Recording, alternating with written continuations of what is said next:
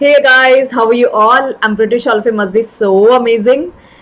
I'm pretty sure कि सारे बच्चे बहुत अच्छे से नीट की प्रिपरेशन कर रहे हैं और आज मैं शेयर करने जा रही हूँ डू और डाई टॉपिक्स मतलब पास्ट 10 years में जिन टॉपिक से जिस चैप्टर के जिन टॉपिक से सबसे ज़्यादा क्वेश्चंस पूछे हैं I am just going to tell you the percentage मतलब किस वाले की वेटेज कितनी है राइट तो हम सारी वेटेज देखने वाले हैं are you ready and I be sharing my this PDF weightage wise वहाँ पे टेलीग्राम चैनल पे सो दो students who have not join so far join it and share it with your friends also, right? So bacha, let's start it now. Let me show you those slides. Do or die topic. एक minute हाँ. Yes. So this is do or die topic of 11th 12th biology NEET जो कि आपको बिल्कुल छोड़कर बिल्कुल नहीं जाने हैं. तो ये टॉपिक से पास्ट 10 years में सबसे ज़्यादा क्वेश्चंस हैं उस चैप्टर से that I will be discussing with you, right? So let me just show you topic wise weightage of all the chapters. So diversity in the living world first chapter, first unit जिसमें ये सारे chapters हैं and in chapters की weightage दी हुई है average number of questions in past 10-15 years में जितने पूछे हुए, right? एंड बच्चा see this is the living world से सबसे ज्यादा जो वेटेज है टेक्सोनॉमी की, taxonomical help, aids and then characteristics of living organism 23%. Then we are having biological classification, इनमें सारे देखो सबसे ज्यादा क्वेश्चन मोनेरा से हैं. देन इस टॉपिक से 22%, फिर इन टॉपिक से तो परसेंटेज वाइज दिए हुए हैं कि सबसे ज्यादा क्वेश्चन हर बार कहाँ से पूछा जाता है. सो बच्चा यहाँ पर ये एवरेज प्लांट किंगडम में एल्गी से सबसे ज्यादा क्वेश्चन है, देन ब्रायोफाइट, टेरिडोफाइट एंड और मैंने स्टार्टिंग में बता दिया इस यूनिट में कौन कौन से चैप्टर के कितनी वेटेज है, राइट? एनिमल किंगडम में सबसे ज्यादा question arthropoda, then annelida, ctenophora, platyhelminthes and then you can see all the part. And chordata से 25% क्वेश्चंस पूछे गए हैं, लेकिन कॉर्डेटा के फर्दर बहुत सारे डिवीजन है, right? So you can see these weightage wise सारे टॉपिक्स. उसके बाद यहाँ पर स्ट्रक्चरल ऑर्गेनाइजेशन इन एनिमल्स प्लांट नेक्स्ट यूनिट है जिसमें मॉर्फोलॉजी फ्लावरिंग प्लांट से एवरेज 3-4 क्वेश्चंस आते हैं. और उसके बाद एनाटॉमी ऑफ फ्लावरिंग प्लांट्स अगर हम पास्ट का देखेंगे तो 3 का एवरेज रहा है, स्ट्रक्चरल ऑर्गेनाइजेशन 2-3 का एवरेज रहता है इसमें भी.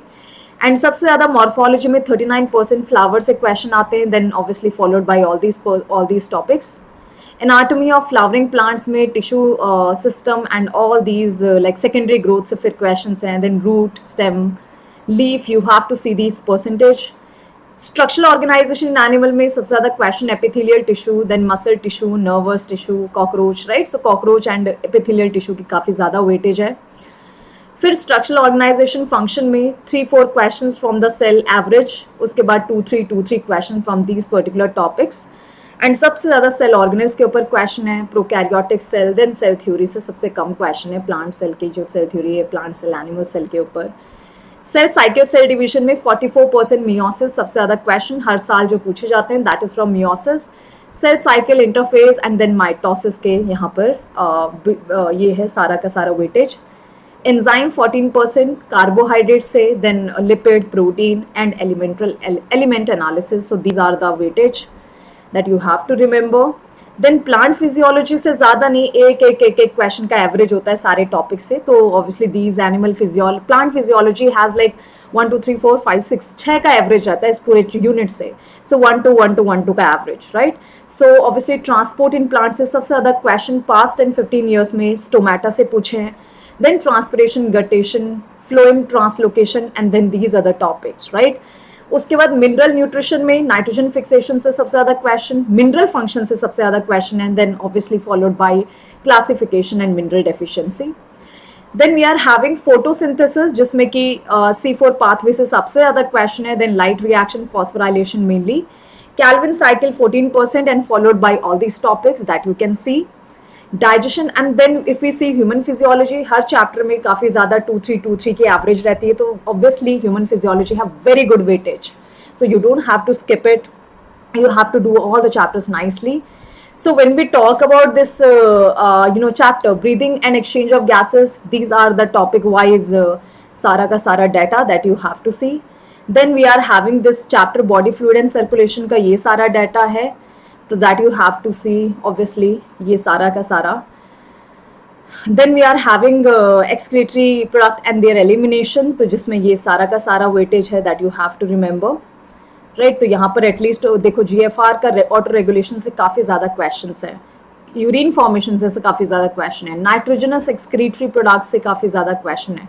सो you have to remember these all these things, right. Then we are having locomotion movement, तो काफ़ी ज़्यादा क्वेश्चन स्केलेटन से पूछे हैं. Then obviously followed by all these topics that you can see. And यहाँ पर न्यूरल कंट्रोल कोऑर्डिनेशन से, आई से, ह्यूमन आई से बहुत क्वेश्चंस पूछे हैं. साइनाप्सिस से, फिर यहाँ पर ह्यूमन आई एडेप्टेशन से, like obviously what happen during night and day time. Then उसके बाद यहाँ पर followed by all this topics. Control coordination में if you see that adrenal medulla, this mechanism of hormone action से काफ़ी ज़्यादा weightage रही है. Parathyroid gland, then prolactin and posterior pituitary, thyroid gland. So you have to remember these all the things, right?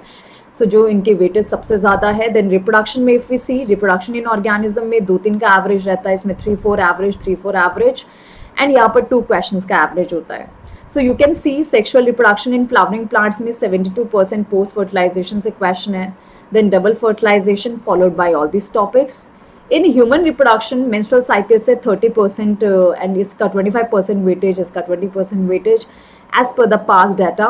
And reproductive health में सबसे ज़्यादा question contraceptive devices and ART से पूछे जाते हैं, followed by other topics, right. Genetics and evolution का सबसे ज़्यादा वेटेज है 3 यूनिट्स, बट बहुत ज़्यादा क्वेश्चन, 5-6 क्वेश्चन, 4 क्वेश्चन, 3-4 का एवरेज होता है इनमें भी. सबसे ज़्यादा क्वेश्चन जेनेटिक डिसऑर्डर से, यहाँ पर मेंडलिज्म का है, फिर मेंडल ऑफ इनहेरिटेंस का है. तो यहाँ पर आपको डेविएशन फ्रॉम मेंडलिज्म, जो भी मेंडल को फॉलो नहीं कर रहे होते हैं, right. Chromosomal theory and sex determination, as you can see the percentage. Molecular base of inheritance में बहुत क्वेश्चन ट्रांसलेशन एंड ट्रांसक्रिप्शन से होते हैं. Then DNA structure and replication, and followed by rest all these points, right. Evolution में सबसे ज़्यादा question evidences से, then Hardy Weinberg principle, and then evolution of man से, फॉलोड बाय अदर टॉपिक्स. तो you have to remember all this. When we see biology in human welfare, तो बच्चा you can see here average question इतने हैं इनके. And obviously human health and disease में सबसे ज़्यादा इम्यूनिटी के ऊपर क्वेश्चन है. Then allergies and auto immunity, drugs and all, you can see all this part. Strategies for enhancement in food production, तो यहाँ पर, अरे स्ट्रैटेजीज में क्या डाल दिया, इम्यूनिटी तो नहीं होगा. सो बच्चा these are not the part of strategies. Yes, plant tissue, then followed by animal husbandry, disease resistant variety, and obviously rest other part. तो प्लांट टिश्यू और कल्चर का काफ़ी ज़्यादा क्वेश्चन पूछा जाता है हर बार. If we see microbes in human welfare, so chemical से सबसे ज़्यादा क्वेश्चन पूछे जाते हैं. Enzymes, chemicals, derivation, you have done it, right.